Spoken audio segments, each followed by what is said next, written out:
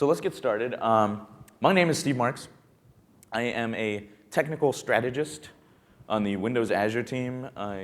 You may better know me as that giant head that's looming over you as you walk down the hall these days. So I think I may change my title to mascot.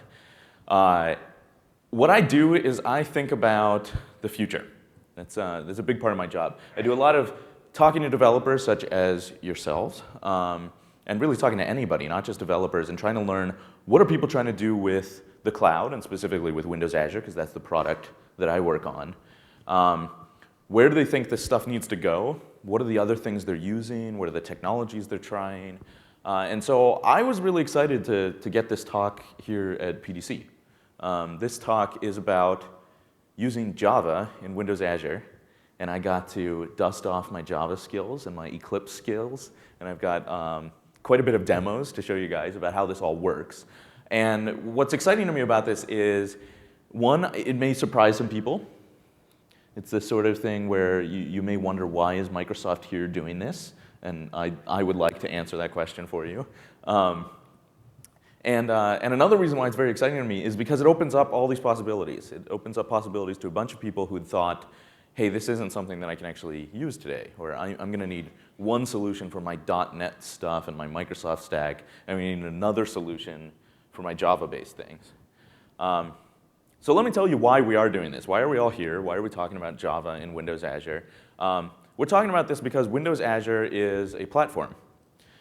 And on the Windows Azure team, what we are excited about is being the best platform that we can and providing the best service and providing the best automation so that you run your applications in our cloud. Right? So this is the goal. This is what drives our business in Windows Azure, is people coming and running applications on the cloud. There is nothing that is in our best interest as the Windows Azure team in excluding anyone. We would like everyone who has something that makes sense to run in our cloud, where they can derive benefits from Windows Azure. We'd like those people to come and run those things in Windows Azure. So when asked the question, would we like the Java developers to be able to use this cloud also, the answer is a resounding yes. Yes, I love .NET, and that's my primary language or platform of choice. But that doesn't mean that I don't like the other stuff. Truth be told, when it comes time to code something up on the weekend, I'm usually writing it in Python. But Java is a language that I've used a lot too. I like Perl. I like PHP. I like Eiffel. Anyone ever code in Eiffel? Wow, awesome. I love it when people are able to raise their hands for this. It's a great language. There's a lot of actually interesting stuff there. So from our perspective, it all makes sense. Windows Azure gives you a set of benefits. They make sense whether you're coding in a language that Microsoft's traditionally associated with or not. And so what I hope I will convince you of by the end of this talk is that we're serious about this, and we are very open to running all these things. And it all works, and we've done a few things that will help you get started. This story will get better over time. This is a place where we're interested in investing in the future. So let's start with an audience poll, because I just want to get a feel for who I'm talking to. How many people are fluent in Java? Like they code in Java and they got it. Okay, that's most people.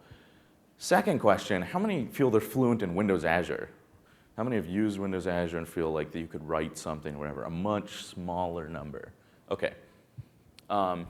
So I happen to have very good skills at prediction, and so I went ahead and put a slide in with these poll results, and it's right here, which says that a lot of you are fluent in Java, and that's why you're here, because you saw Java in the title and you said, hey, I work with Java a lot. Let me hear what Microsoft has to say about this. And not as many of you are fluent in Windows Azure, and so before we go any further, I am going to talk a little bit about Windows Azure. As we go, I'm going to talk about the programming model for Windows Azure and try to give you enough of a basis that this stuff makes sense. I'm a little bit nervous because it means that you guys are more fluent in Java than I am. So if you see me do something and it looks like I'm about to have a big error, feel free to just shout out. I appreciate the help. So let's move quickly past these next slides. The secret of my predictive skills has become clear. Okay, so let's do a quick Windows Azure refresher, because we're not all sort of the same Windows Azure level here, right? So it seems like most of you guys are roughly on the same Java level, but in terms of Windows Azure, This is our cloud computing platform in Microsoft. It's a platform for scalable computation and storage in the cloud. It uses a scale-out model, which means you write your application, and if your application can fit this sort of stateless programming model and works fine on one instance running in the cloud, then we can go ahead and run 10, and now it's going to be 10 times as scalable, and it's all still going to work. And so that's the scale-out model. Instead of buying bigger servers, you run more of them. So that's basically the programming model in Windows Azure, and we'll get to some of the things like web roles and worker roles that are a little bit unique to Windows Azure. But that's it. And we provide an SDK that lets you write your code, test it, and debug it all offline. I was just talking to somebody. It was Don Box. Don Box, when he was sort of getting ready for the keynote stuff, when he flew down here, he talked to me afterwards and he said, you know what, Steve? I wrote a bunch of code on the plane. And I ran it all and it worked, and I never touched the cloud. And then when I landed, I went and deployed it and it worked. And that's a really core value proposition, I guess is the Microsoft speak way to say it, of using Windows Azure. One of the things you get is that you get to write your code offline, debug and test locally. And so we're going to see how that same thing applies whether we're using Java or a different language. That means, by the way, that we have packaged up all the APIs that are in the cloud, including all the storage stuff, and we've put it all locally. So you can run a simulated environment in the cloud locally. So it's not just that you're testing locally, you're testing with the exact same kind of environment that you will have when you run in the cloud.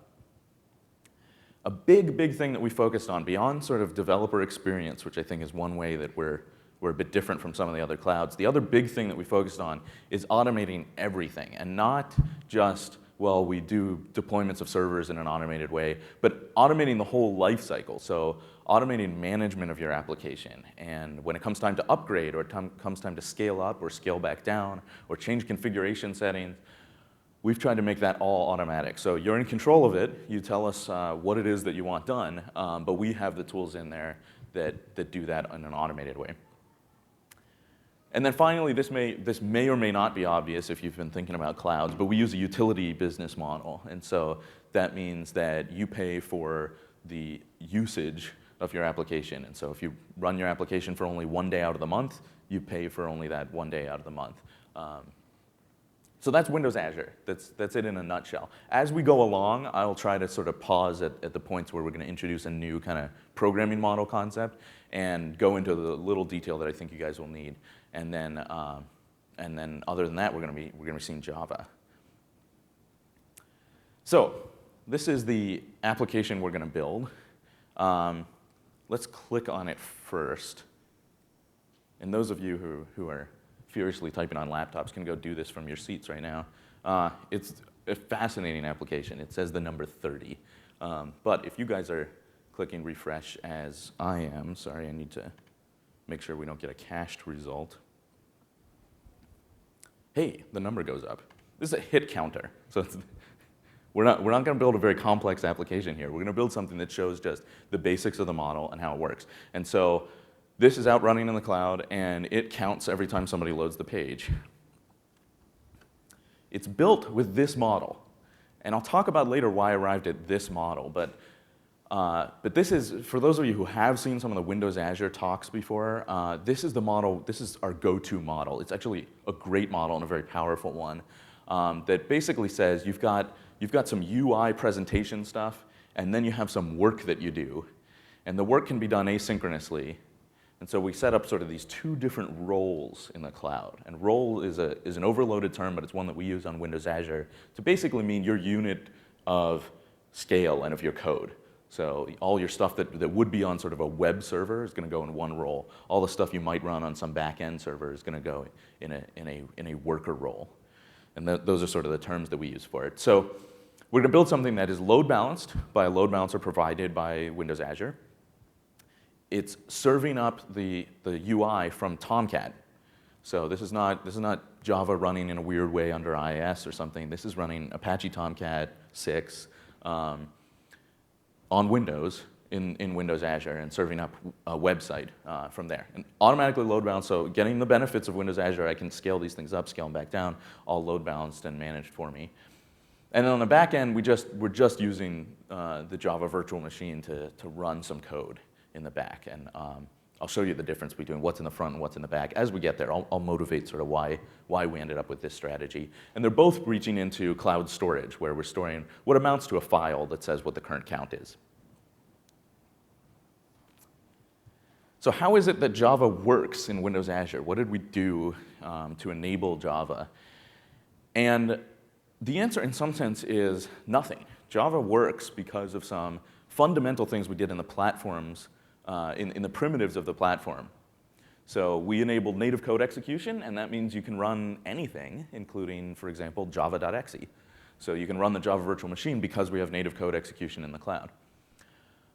We have local storage, so on the nodes that you run on in the cloud, you can use the local disk for read-write access, and that means that you can run Tomcat, which expects to write logs out to a certain directory. New at PDC, at sort of the release of Windows Azure here and our launch here, we have worker roles with endpoints, which is a very strange term. And all I mean is you can now run code that listens on, for example, port 80 for HTTP traffic that's not running under IIS. So we basically have two kinds of roles, and a better term for them would probably be IIS roles and non-IIS roles. But for sort of historical reasons, it's web roles and worker roles. And the difference between them is in a web role, the IIS gets the traffic, then routes to ASP.NET or PHP or whatever it is you're running. In a worker role, we say, go have at it, and if you want to listen on port 80, you can do that. And so you can run something like Tomcat. We have new life cycle events, I guess is the way to say it, in role instances. And what I mean by that is you now have a little bit of an opportunity to do things like initialize yourself before you're getting traffic. So this is just this is something that we've just opened up at this PDC release of Windows Azure, and it means that we have the time and the place that we need to do it to configure Tomcat and get it set up on the box and launch it before the load balancer starts sending us web traffic. Okay, so those four things are really it. I mean, that means anyone can do what I'm about to show. So this second bullet on this slide talks about some of the things that we've done to make this process easier. You do not need them. You could take just the primitives that exist in the platform and go run Tomcat, and in fact, that's all we've done. So what we've done is we've partnered. We asked a couple partners, Soyatech and Infosys, to help us out, to get us some Java-specific things that just make it easier for Java developers to kind of onboard onto the platform. So these are helpers. You can think of these as helpers. You don't necessarily need them to do this, but they make life a lot easier. So one thing that's Java-specific is we have a storage client library for Java, which just means that if you want to use that durable cloud storage in the sky, you can do that from Java with a rich object model. Underneath, it's all REST, so you could easily go to the HTTP level, but this makes it considerably easier to use. We have something that we're calling the Tomcat Solution Accelerator. And Solution Accelerator is really a fancy term for a bit of code that gets you going. And so you grab this code, and it knows how to do things like set up Tomcat to start and launch it and make sure it's listening on the right port, and even do some basic monitoring of it in case things fail. So it's a good bit of code, and we're going to take a look at a little bit of what's included in there, just so that you guys get kind of oriented on it. It doesn't mean that it's the end of it's code, and so you can do what you want with it. And then finally, there's some tooling for Eclipse, which, to be honest, was more focused around PHP. So we built some tooling into Eclipse, including a little storage viewer that lets you kind of explore your storage and edit files and things that are in the cloud. And we did that actually earlier in the year and have been continuing that work focused on PHP developers, but it applies really well to Java development as well. And we're going to probably invest more in the Eclipse tooling, and that's done by our partner Soyatech.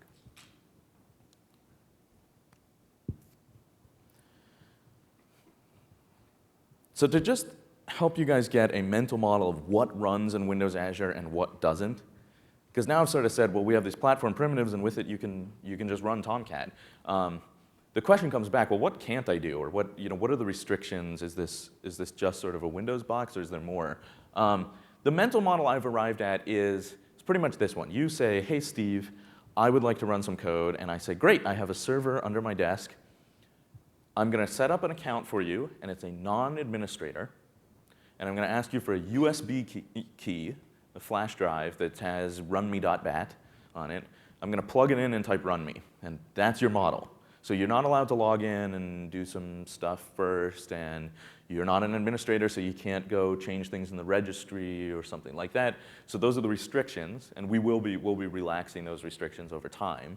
And if your application can run that way, if you think you could put all your stuff on a flash drive and hand it to me with just a batch file to run it, then it will probably run in Windows Azure.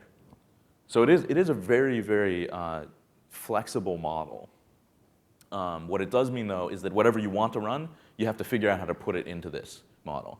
And so, for example, for Tomcat, Tomcat works fairly nicely. It's just sort of copy it somewhere and run the executable.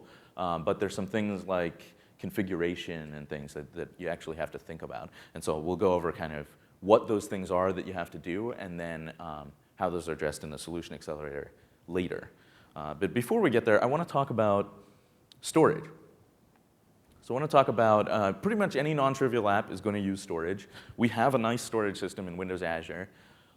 Here I'm specifically talking about Windows Azure storage. This is something that is a bit confusing based on the names.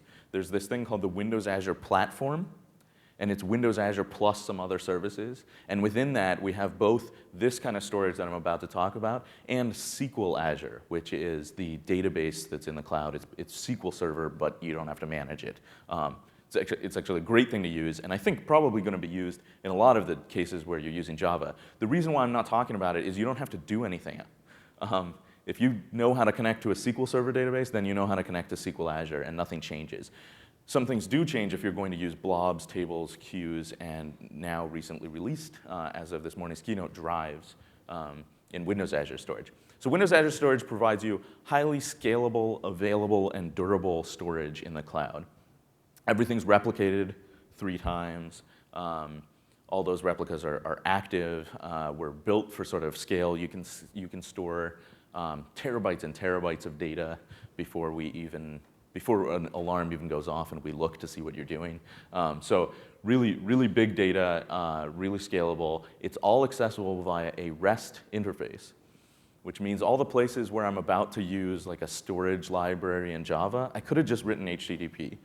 The difficulty is you have to figure out how to sign the headers and do the authorization correctly and things like that. It's nice to have a client library, and that's why we partnered with Soyatech to build that. So that last bullet, that's where you can get it, is windowsazure4j.org. I'm going to give you a link at the end that actually links to everything and makes it easier to get there, but windowsazure4j.org is basically the Java stuff for Windows Azure. So we're going to do a little bit of coding now. And this is what we're going to do. We're going to download the library and dependencies. We're actually not, because I already did it, but I'll show you exactly what those are and where they are. And then we're going to write code. We're going to write code that uses a storage account with a name and key, and reads and writes a blob called count.txt. And we're going to build, in this demo, everything you need to do my little hit counter. Then we're going to make it a little more complex. But for this one, we're going to build that hit counter using Eclipse. So let me switch over to my laptop.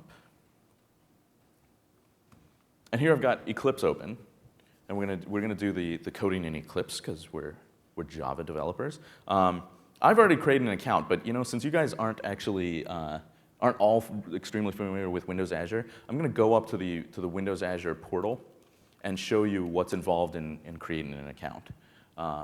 It's really an easy thing to do to create a storage account, but I'll show you what the steps are for that.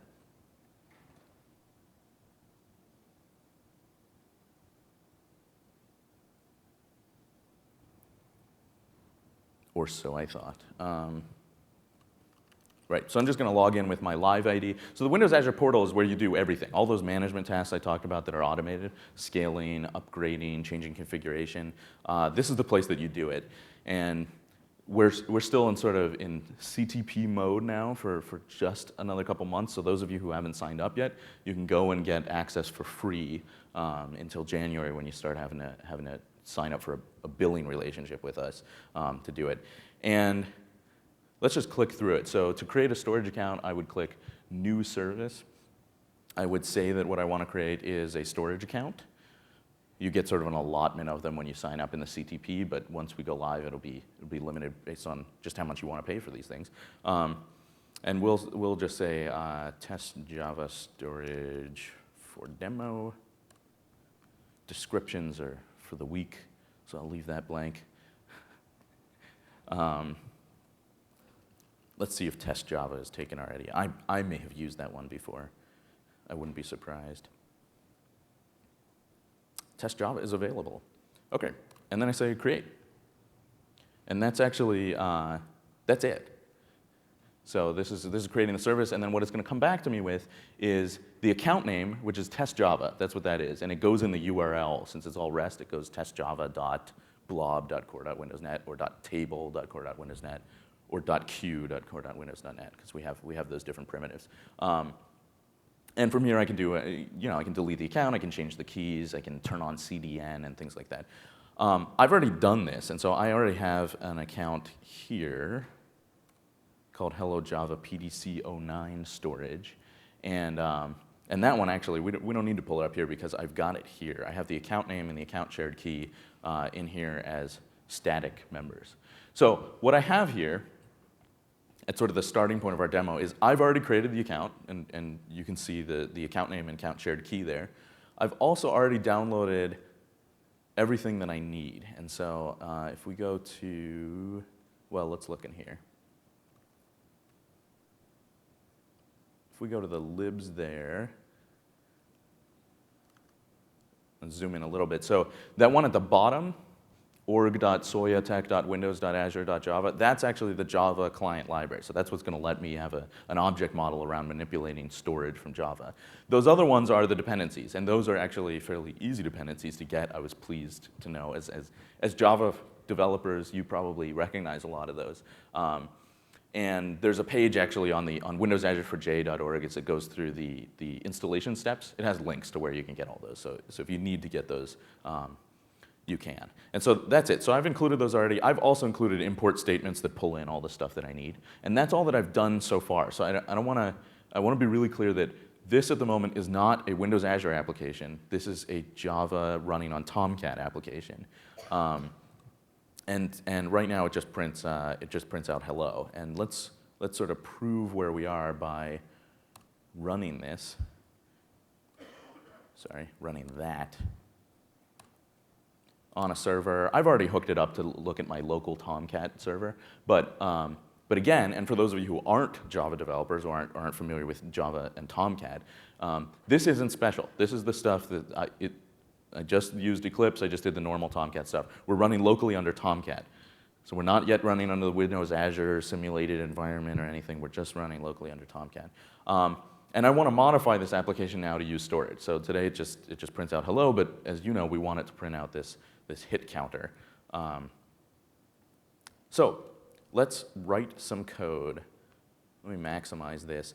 How is that, can people read what's there? Because I'm about to type sort of 5 or 6 lines of code that I think you'll want to see. So if that's too small, let me know from the back. It looks like everybody's okay with that. Okay, so the first thing we're going to do is we're going to create this new blob storage object.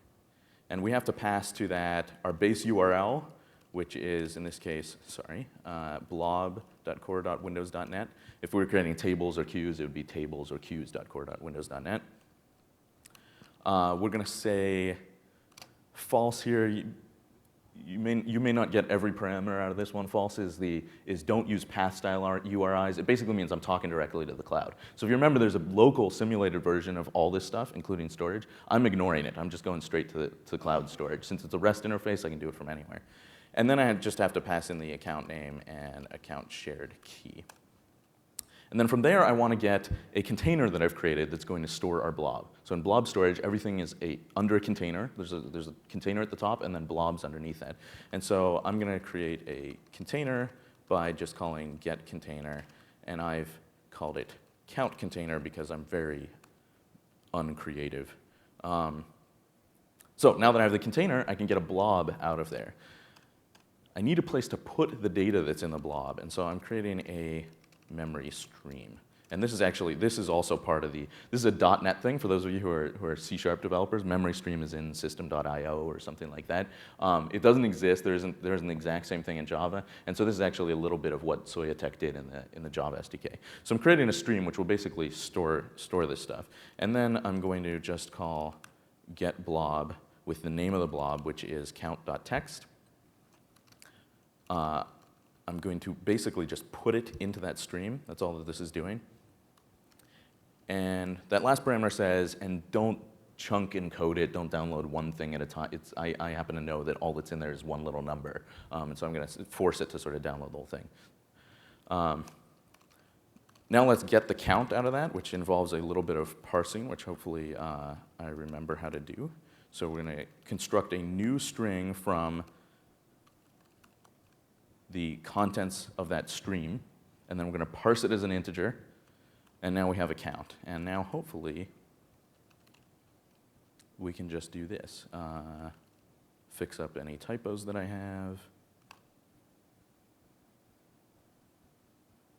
Okay, and I believe that, so I have auto build turn on. So yeah, we'll see popping up here that we're rebuilding this. We're connecting back to that Tomcat server that we already started and updating it with new bits. So now I should be able to refresh this, and we see 0 because I've already created the container. I've created that count.text, and I've just put a 0 in it, and that's what's there. And no matter how many times I refresh this, it's just going to say 0 because we didn't do anything else yet, right? So all we did was we read out that 0 and we just put it on the screen. This might be a good time to bring up the Windows Azure Storage Explorer. So if you remember, I said there were a few things that we did that were initially aimed actually at PHP developers, but apply very well no matter what you're doing in Eclipse. And if you see here, I have Hello Java PDC with the account key already in there, which means I can connect to that. And so this is just a tool. This is not, there's no code being emitted by this or anything. This is just kind of a helpful plugin in Eclipse that lets you take a look at what's there. And so I can prove to you that there is actually a container called count container. And within there should be a blob called count.text. And if I say show content, we can in fact see, way too small, but I'll zoom in there. We can in fact see that there is a 0 stored in there. And that's why we're seeing a 0, okay? So it's good to sort of get familiar with that because that's going to help us to look at what we're doing from now on. So now I'd like to update the number. I mean, that's all that's left, right? I've printed the 0 on the screen. Let's change it to a 1 and then store it back in that blob. There's nothing really fancy in here. What we're going to do is just say, we're going to take our container and we're going to say create blob. Now the blob already exists, but we're going to pass an argument at the end that says to go ahead and overwrite it. So we're going to do new blob properties, which basically just lets us tell the name. We have new blob contents, and here we're going to convert our count to an integer, to a string again, and call get bytes on it to get the byte array of it. And so now this is what we're passing in. So what we're saving is a sequence of bytes that represents a string that represents the number, well, at the moment 0. So why don't we add one? So that represents now that's going to represent the next number. And then as I said, we're going to over here say true, and true just says go ahead and overwrite something if it already exists. And if I didn't make a mistake there, I think that's all that's going to be required for us to get our basic hit counter working. Again, just under, there we go. Yep. So each time now it's updating the number. And if we went back to that Storage Explorer, we could just look at it again. That's all that's happening, is it's just updating the contents of that blob. So does that make sense? This is just, to reiterate, this is just Tomcat and Java, but using storage that's up in the cloud. This is interesting because this opens up scenarios like I would like to store my blobs in the cloud because I need a high scale, high availability, storage system. But I'm running the application locally. So this could be a client application. This could be a server that you run in your data center. You can talk to storage and build this kind of hybrid model, and it works just fine.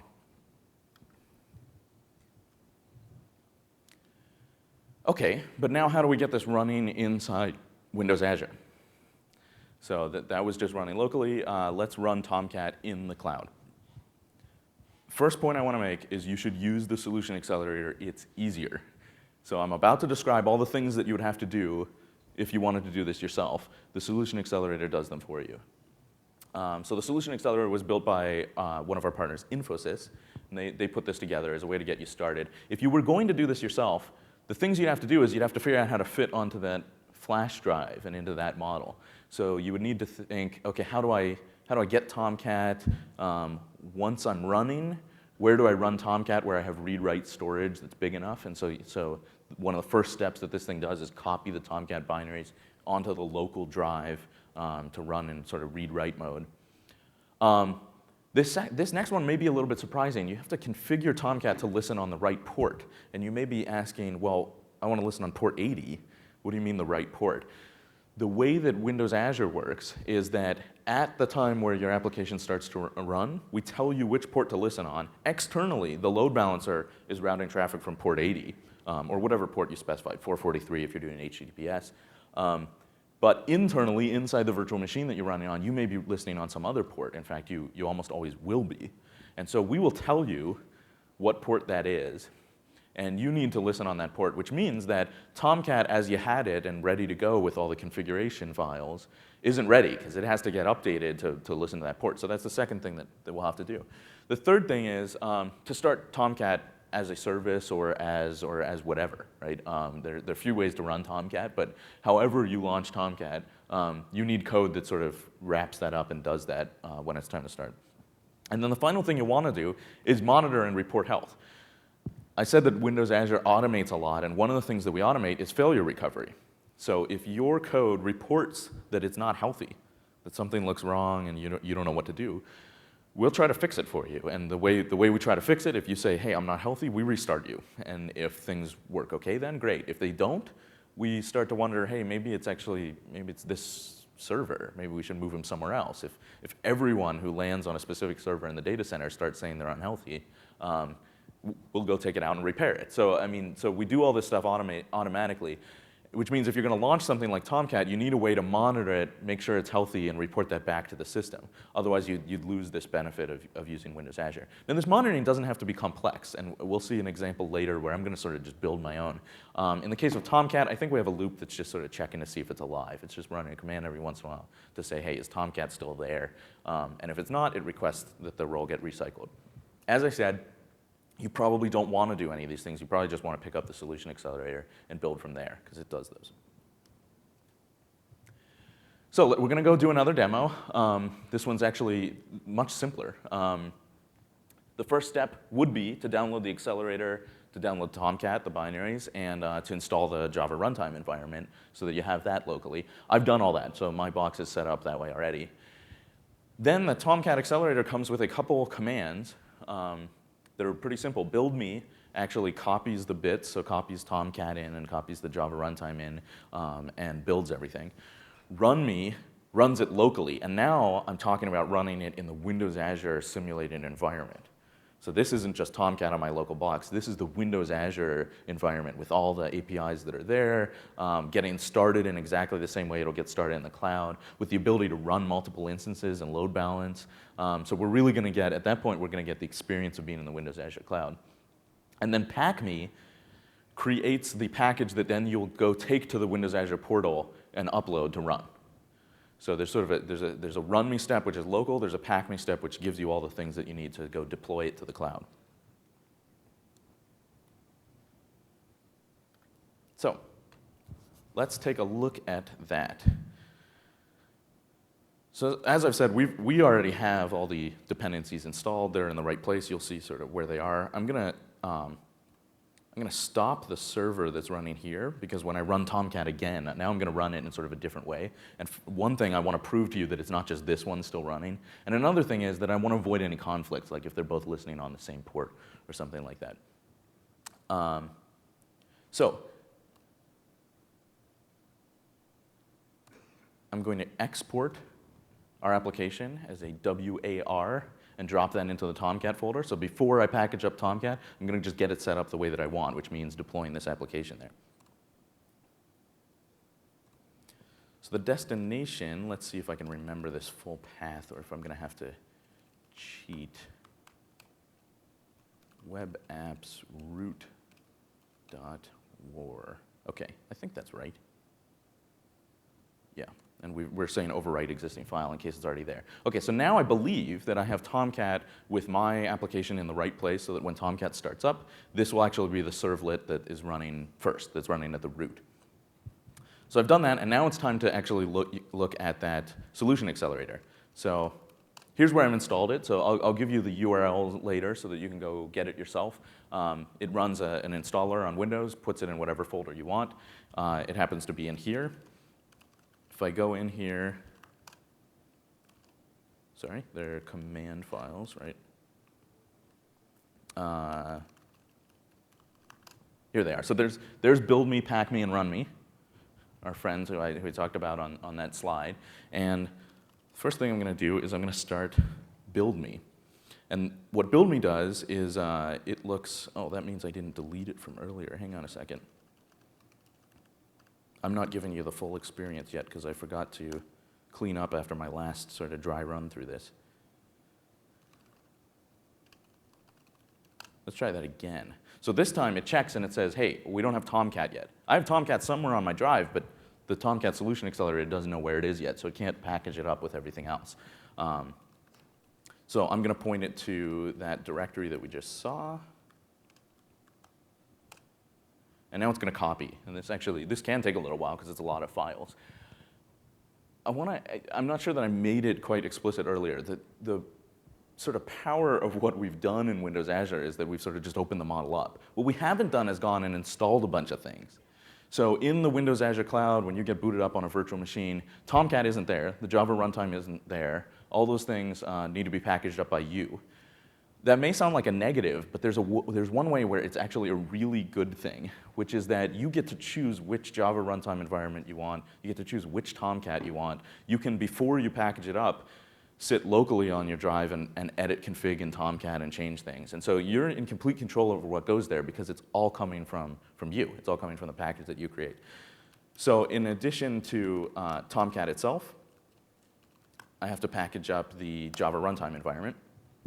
And so again, this is copying a bunch of files, and it's copying them in here into the Tomcat Solution Accelerator. So it's the same story as Tomcat. You need that, and you get to choose sort of which version of the JRE you have. So once this is done, we will have built everything that we need to run this locally. And so the next step is going to be to just type run me and see. Now this is also doing another couple of copies. You're actually going to see this one's, I think, a little bit faster, but it's now copying. This was sort of the source, right? We've put Tomcat, we've put the Java runtime environment in the source. Now that we're running it, it's running just the same way that it would run in Windows Azure, which means that it needs to get a special place on the disk that is available to it for read-write access. It needs to copy all those Tomcat binaries there and then start running it. And so I think what we're seeing right now, I think this window that's up is just the copy. This is actually Tomcat starting up. In the cloud, you wouldn't see console windows. It would just sort of happen behind the scenes. But here we get to kind of see what's happening. So it's starting up. I'm getting a firewall warning that says, hey, are you really sure you want to open up port 80 to the world? And I'm throwing caution to the wind and checking all the checkboxes and running it. And now we should be able to browse to it. So let's just go to localhost 127.0.0.1. And if I didn't mess up any of the steps, we should see our number. And as we refresh, we see it going up. So anyway, I can sit here all day and press F5 and watch the number keep going up. But it's maybe not terribly interesting. So there's one more step to sort of see the full thing.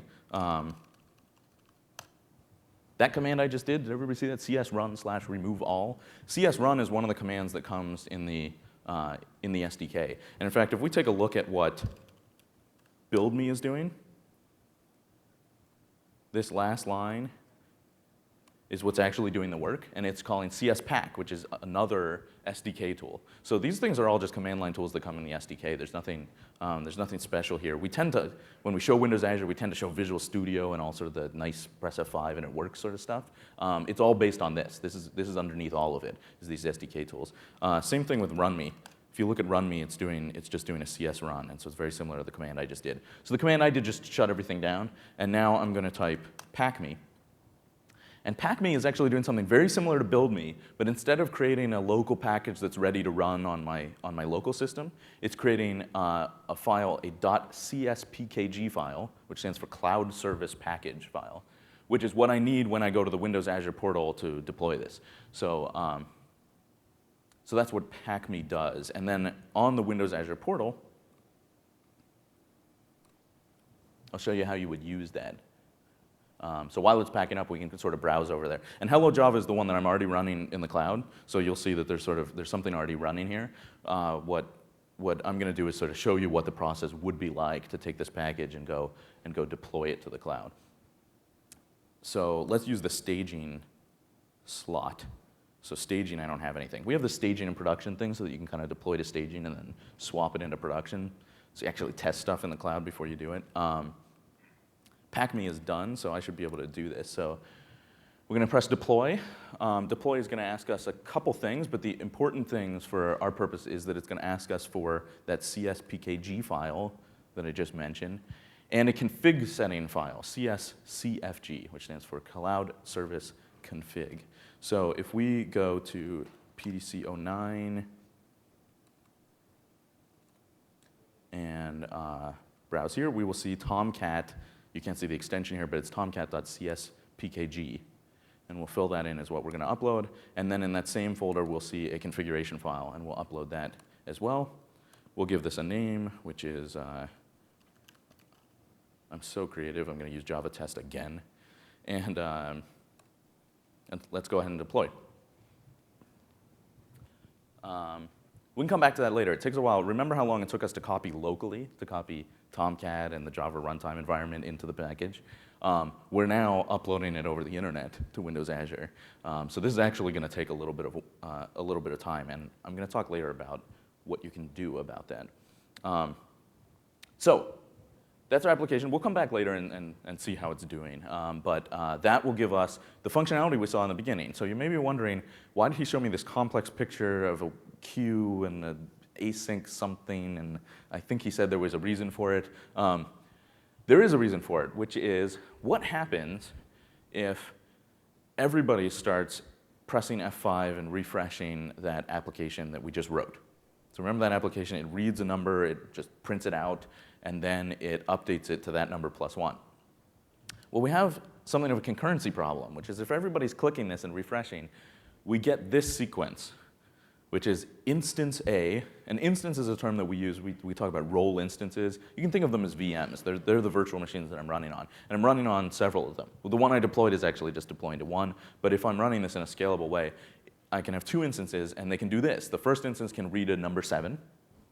And before it's done anything else, another instance can come and read that same number 7.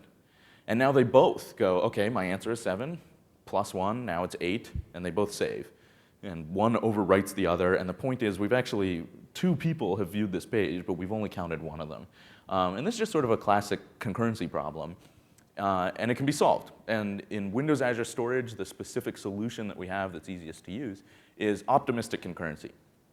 Optimistic concurrency, for anyone who doesn't know, is I'm going to go, when I try to write the value, I'm going to be optimistic. I'm going to go ahead and try to write it, thinking that it's going to succeed. But I'm going to put a header in there that says, only let this go through if the value hasn't changed underneath while I wasn't looking.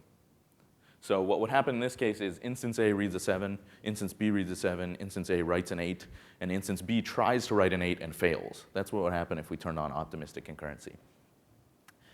Now, if you do that in just this simple architecture, if we just take our web application and we just add optimistic concurrency with some sort of retry logic for when it fails, we can end up sort of slowing everything way down. And I tried this out, actually, and I played with it. And here we're writing such a small blob. It took a lot to see it. But as you start having a lot of concurrent writes, then everybody tries to write, everybody fails, everybody waits a while. You have to think of hard things like what's your back-off process and things like that. There's a kind of fix for this, which is to do things asynchronously. So make sure that that web page is fast. It reads the blob, tells me whatever the current count is, and then does nothing else.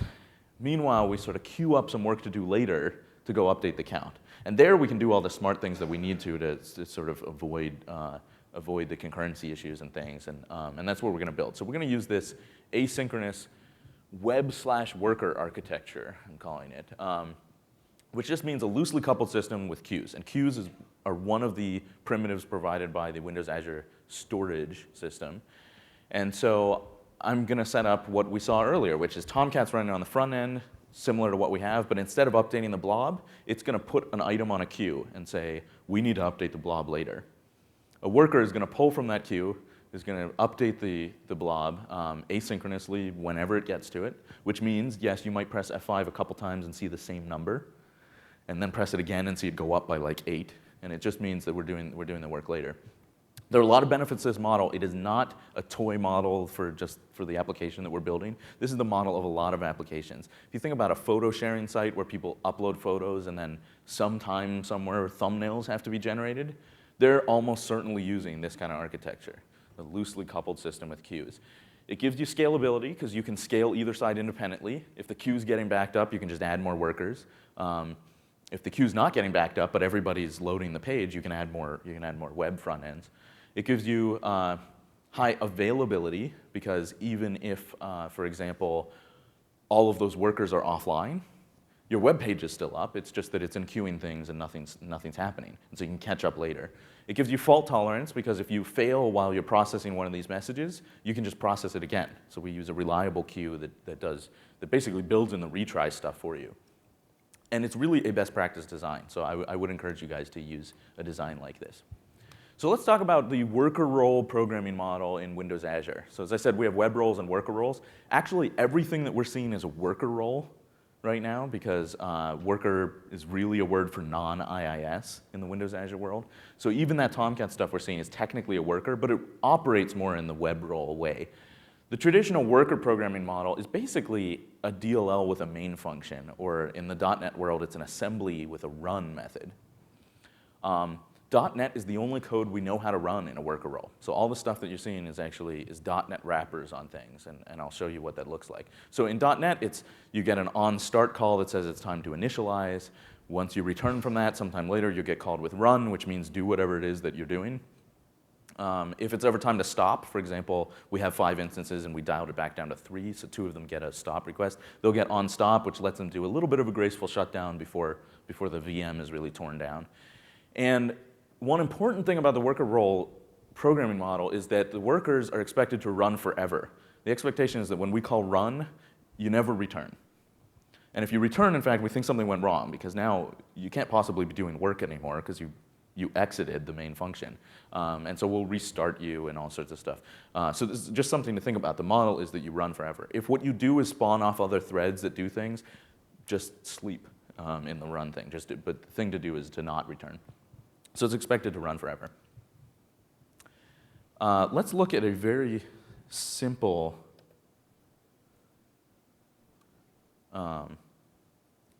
over here. So our deploy kind of finished, but we're not going to actually look at that one anyway. So let's go to Eclipse and actually look at just a simple model for a worker, not in Windows Azure yet. Let's just look at what it looks like in a Java application. And so I have here, again, something that actually doesn't do much of anything yet, but has those client libraries, the storage libraries already loaded and all the dependencies. It has all the import things. It has the account and key. So I've just set that up to make it easy. And right now, it just prints doing something every second forever. So really simple, but that is the programming model. The programming model is you get called, and here I'm just using a Java, a main method, and then you just run forever. So again, stepping away from Windows Azure, we have our web role running in Tomcat. We're going to change it so that instead of updating the blob, it puts a message on a queue. And then we're going to write a worker, in this case just a Java application that's going to run forever, that's going to consume the queue and do the blob update. So we're basically just moving that blob update from inline into an asynchronous process that happens later. So let's first modify our Java code. So after we write the count, we're just going to put a message on a queue instead. And this is going to look, let me scroll it up a little bit so it's easier to see. This is going to look a lot like creating the blob storage stuff that we did before. the same sort of thing, except right here, I put q.core.windows.net instead of blobs. We're still going to say false. We're going to say account name and account shared key. We're going to get a reference to a specific message queue by calling getQ, and again, I've been very creative and called it countQ, and I've created this one already. So if you're doing this, remember to create these things before you interact with them. And then I'm going to say put message with a new message, and I'm not going to put anything in it. And this is actually a little bit weird. Normally, when you're putting a message on the queue, there's some value there. There's some, here's the work you should do. In this case, all of the work to do is just add a number to the blob, right? So in this case, I'm just omitting that. I'm just putting an empty string. And on the consuming side, we won't look at what's in there anyway. And then we don't need this line, because this line is the one that did that blob update, and instead we're going to do that work over in the worker. So let's go over to the worker and paste in some code, because I just don't feel like typing it again, and I think you don't feel like watching me type it again, which connects to blob storage and queue storage, and just sort of gets us set up. Okay, so that's the exact same stuff. I've just got a reference to that container and a reference to that queue again. And now we're going to write this main loop, and what the loop is going to do is it's going to say get a message off the queue. If the message isn't null, then we're going to actually do something. Let's put this up here for fun. Otherwise, and this is really just to save me locally, I'm going to sleep for a second. In the cloud, feel free to do the tight loop that you might want to, which is just poll the queue again. There are a couple reasons you might not want to. One is if you're doing other things, it's nice to put the sleep in and let other threads sort of take over and do their work. And that's why I'm doing it here, because I don't want my local machine to sort of get hung up in this tight loop. There's another reason, which is we charge in storage for the data you store, for the bandwidth that you transfer, and for transactions to the system.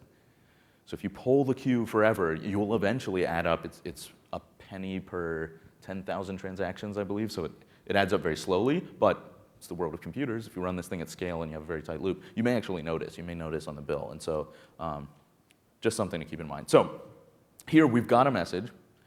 The last thing that we're going to do, but I'm going to type it now because I don't want to forget to do it, is we're going to delete the message. And you might be saying, well, that's not how a queue works. When you dequeue, it's done.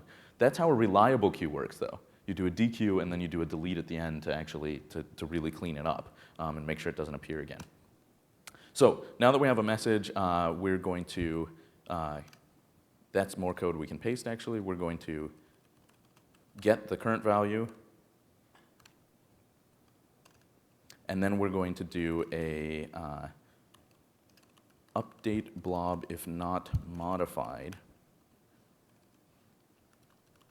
We're going to have to keep this. So this basically just captures what the last modified time of the blob was. And we're going to say we're going to update that blob. We're going to put in here, similar to what we did before, we're going to convert to a string the count plus 1. And then we're going to get the bytes from that. Blob contents is just a little wrapper for it. And let's see if I did that. Then we're going to wrap it all in an if. So we're basically going to see, try to update it. If it succeeded, that's actually where we're going to do the delete. If it didn't succeed, we're going to let that queue message reappear after a little while. So after a timeout, the queue message will come back up because we didn't successfully process it. And that means it'll come back up. That's the fault tolerance that you get from this queue model. So let's give it a quick try. So we have our worker, let's say run. And this is just running, this is just going to run under java.exe. And we can see, we see nothing now, and that's because we haven't loaded yet. So let's turn back on our server, our web server. Save changes, yes.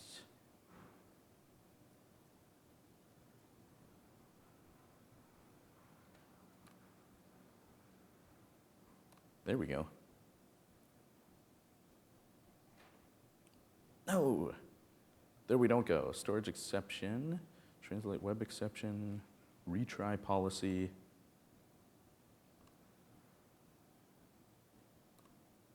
Oh, I think I actually know what I did wrong. That if part wasn't actually right.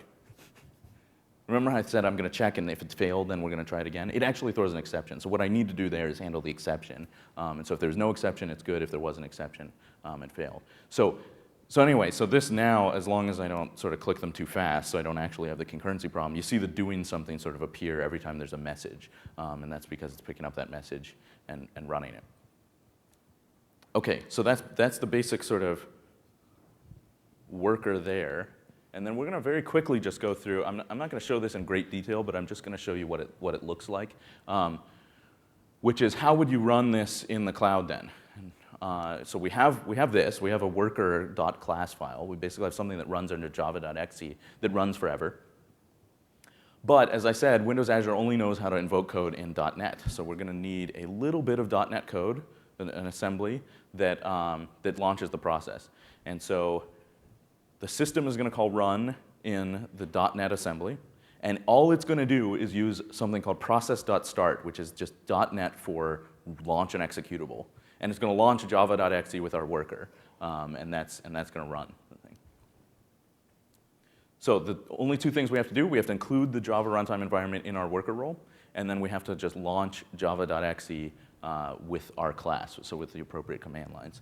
So this one I'm going to do kind of quickly, mostly because I'm running out of time, and so I'm going to go through this a little bit quickly.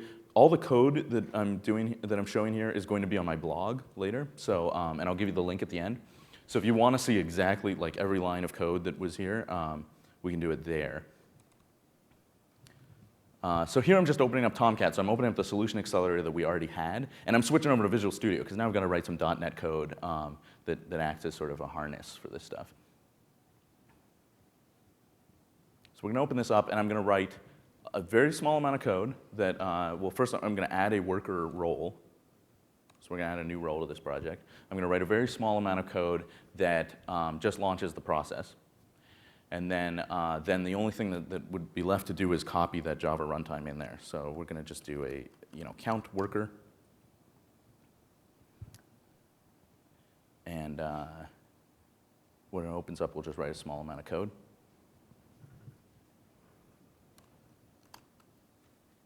So here we have sort of a sample implementation. We're not going to do that. What we're going to do is create a new. I'm going to need this later. I just know it, so I'm going to do it now, which is to get from the environment, basically, where are we supposed to run? Where were the bits copied? So this is the root of that. Sorry, environment.get environment variable. My mind was somewhere else. OK, so we're going to create a new process. We're going to tell it that it should be starting java.exe, so we're going to have to pass in the path here. This is just going to be approot plus jre bin java.exe. And then we're going to pass in the command line arguments, which are used as a class path. We'll call it worker.jar. But basically, this is wherever we're going to put our jar file later. And the thing to launch is I happen to run under the namespace smarks, and I think it was hello worker. So that says what to run. We're going to tell it how to run. This is a little bit of a weird, I'm not going to even bother to explain sort of the weirdness of not using shell execute for this, but it is what it is. I'll give you the code later, and we're saying where we should run it. And then all that's left for us to do is start the process, so that actually runs it. And then remember, we're never supposed to return. And so I'm going to say thread sleep timeout dot infinite. So that's going to say just run forever. Okay, so that's about it. The one step that I've left out here, and I'm going to omit for time, is that we have to copy the Java runtime environment, just like we did here. We just copy the whole thing wholesale from program files, Java, wherever it's installed, into here, and then this should work. That's sort of all there is to it.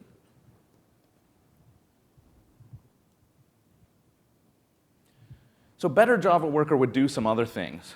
And so just real quickly, we read configuration settings, maybe figure out the endpoint, like what port we're supposed to listen on. Remember all those things I said the Tomcat thing does? We would need to do those too. We need to handle topology changes when new instances come up or down. We need to monitor that the thing is working, and we might want to trace things for diagnostics, et cetera. I'm going to skip doing some of that stuff. I'll put that on my blog. This produces a really big package. You saw me sort of skipping over deploying to the cloud, and it's because at the end of this, I have 2 copies of the JRE, I have Tomcat, I have RApp. It's over 100 megabytes. There is an option, and I want to make sure I let you guys know this, because when you go off and do this, you'll want to do this, which is to upload the package to blob storage first. Instead of just uploading in the portal, you can upload to blob storage and then just choose it from a drop-down. That will make your life a lot easier, sort of deploying these big packages. You won't have to start all over again if something fails. Also consider moving some things out. Like maybe just put the application in the package, put those other things like Java Runtime, Tomcat in blobs, and dynamically just sort of copy them on initialization. So you can do that too. And that's actually, if you saw WordPress running in the keynote this morning, this is the way that they're doing it. They're keeping those dependencies separate. Oops. So this is what we built. It's not a toy. Domino's is one of the names you probably saw in the keynote earlier. They're using Java on Windows Azure to build out sort of the next generation of their online ordering form. And so so this is real. Customers are actually doing it.